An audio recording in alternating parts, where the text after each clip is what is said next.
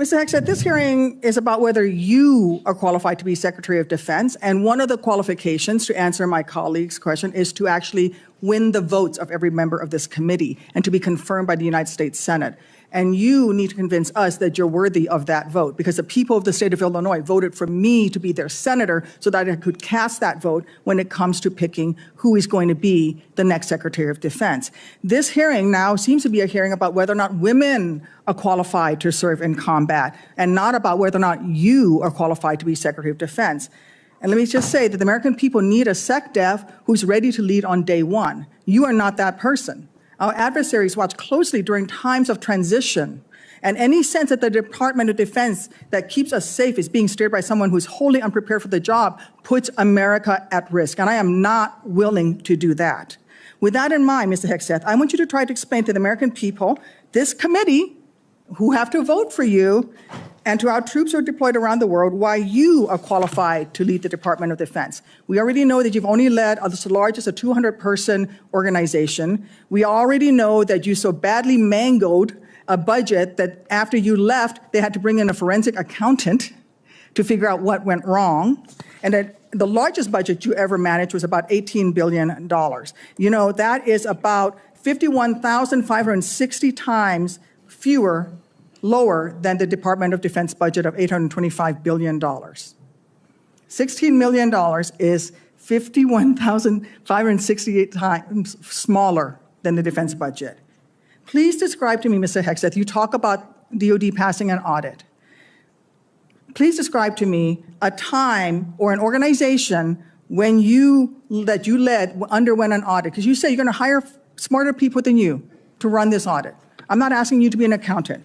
I want you to be able to tell me what kind of guidance will be given to those employees, what will happen whether or not you pass that audit. Have you led an audit of any organization, yes or no? I don't want a long answer, yes or no. Have you led an audit of any organization of which you were in charge? Senator, in both of the organizations I ran, we were always completely fiscally responsible. Yes or no, did you lead an audit? And the way yes my leadership or no, did you lead an audit? Stated, yes or no? What are you afraid of? You can't answer this question. Yes or no, did you lead an audit? Do you not know this answer? Senator, yes every part of my leadership of these organizations has been misrepresented. I will take that as a no. What were the findings? So there were no findings because you've never led an audit. What guidance did you give the auditors? None, because you've never led an audit. Nobody expects you to be an accountant, Mr. Hegseth. What we expect is for you to understand the complexity of this Pentagon budget process that is absolutely necessary to outfit our warfighters. Look, the Secretary of Defense is required to make quick decisions every single day with high-level information that's being provided for them. A Secretary of Defense has to have breadth and depth of knowledge. Right now, I am concerned that you have neither. Mr. Hegseth, what is the highest level of international negotiations that you have engaged in, that you have led in? Because the Secretary of Defense does lead international security negotiations.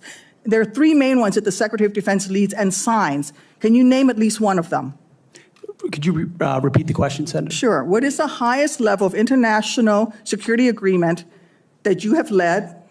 And can you name some that the Secretary of Defense would lead? There's three main ones. Do you know? I have not been involved in international security arrangements because I have not been in government other than serving in the military. So my job has been to no. The answer is no. Can you name one of the three main ones that the Secretary of Defense signs? You're talking about defense arrangements. I mean, NATO might be one that you're referring to.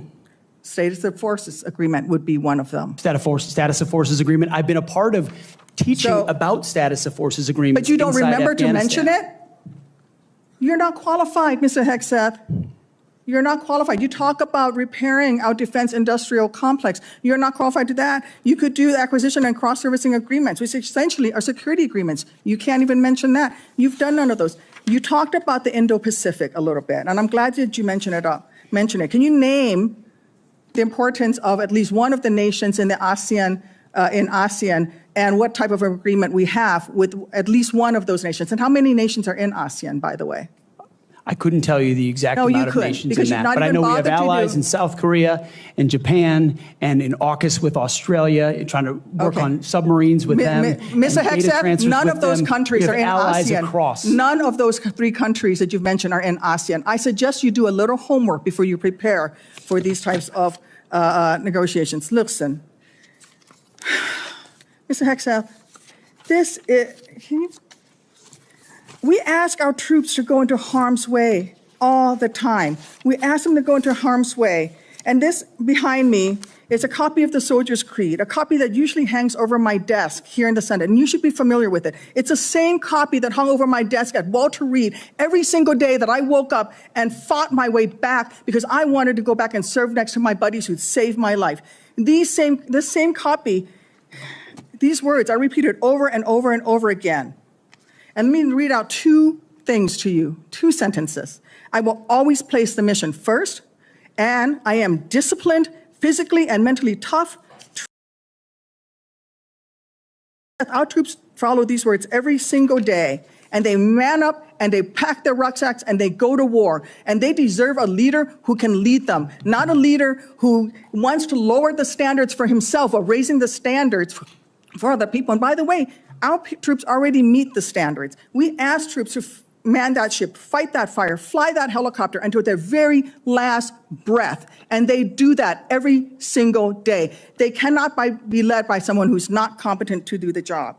How can we ask these warriors to train and perform the absolute highest standards when you are asking us to lower the standards to make you the Secretary of Defense simply because you are buddies with our president-elect? And by the way, he has filed for bankruptcy 6 times. I'm not quite sure he's the kind of CEO you want to refer to as a successful businessman.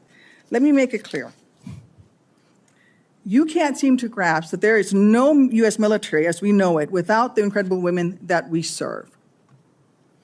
Women who've earned their place in their units. You have not earned your place as Secretary of Defense. You say you care about keeping our armed forces strong and that you like that our armed forces are meritocracy. Then let's not lower the standards for you. You, sir, are a no-go at this station. Support the work that we do. Join our Bring the Funk fan club. You heard what we just talked about there. Folks, I can't reiterate this enough. Listen to me clearly. I cannot reiterate this enough.